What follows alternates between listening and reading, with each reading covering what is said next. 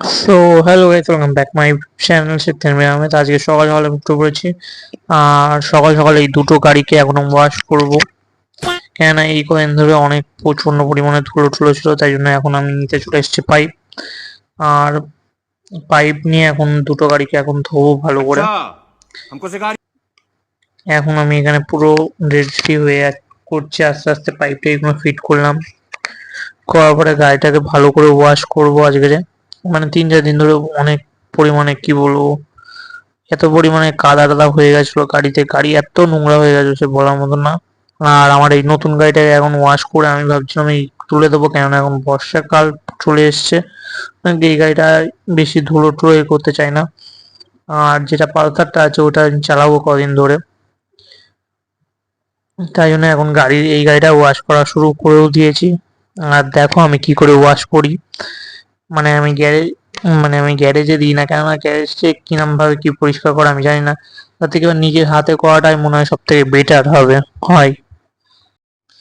আর যেটা বলছিলাম যে আর একটা জিনিস, মানে যখন তোমরা গাড়ি ওয়াশ করবে নিচের যেগুলো আছে ওইগুলোকে প্রচন্ড ভালো করে ওয়াশ করবে তোমরা।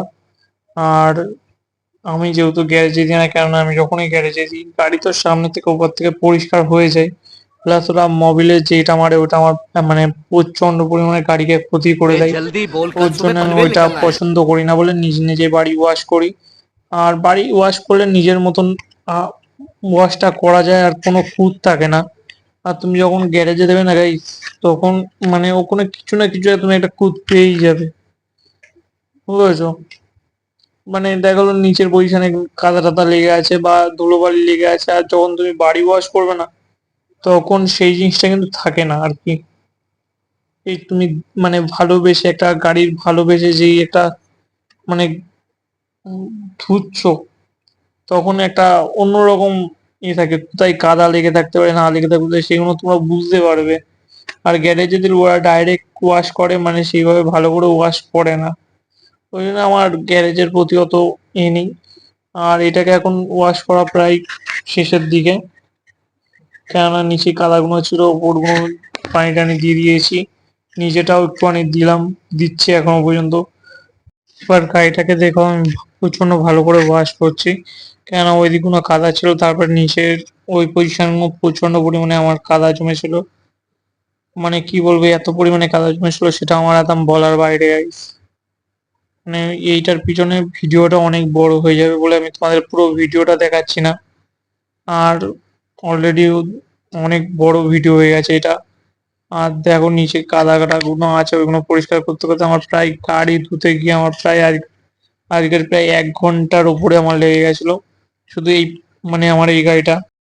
বাইকটা ওয়াশ করা আমার কমপ্লিট হয়ে গেছে, এবার বাইকটা আমি শুধু সাইড করব। আর যেই আর এরপরে আমি পালসারটা নিয়ে আসবো, পালসারটা তোমরা দেখো। এবার পালসারটা নিয়ে আমি চলে এসেছি, পালসারটাও একটুখানি প্রচন্ড কাদা টাদা ছিল বাই দ্য ওয়ে। এখন এটাকে আমি ওয়াশ করব, কেন এই পালসারটা নিয়ে কিছুদিন ধরে আমি এবার ঘুরবো, তার জন্য একটু ওয়াশ টোয়াশ করে নিলাম। আর ওই নতুন যে গাড়িটা আছে আমার, ওই গাড়িটা এখন তোলা থাকবে কিছুদিনের জন্য, মানে বর্ষাকালটার জন্য ওই গাড়িটা পুরোপুরি তোলা থাকবে। আর মেন কথা এই গাড়িটা একটুখানি পিছনে লাগানো হয়ে গেছিলো, সেই জন্য একটু আগিয়ে নিলাম। বাইকটাকে আগিয়ে নেওয়ার পর এবার আমি গাড়িটাকে করতে যাবো সার্ভিসিং, পুরো পুরো সার্ভিসিংটা হবে আগের যে গাড়িটা ছিল ওই গাড়ির মতন। আর এখানে এই ভিডিওটা আমি বেশি লং করব না, যার জন্য এখানে আমি এই ভিডিওটা শেষ করছি। নেক্সট ব্লগে আবার দেখা হচ্ছে, টাটা বাই বাই গাইস।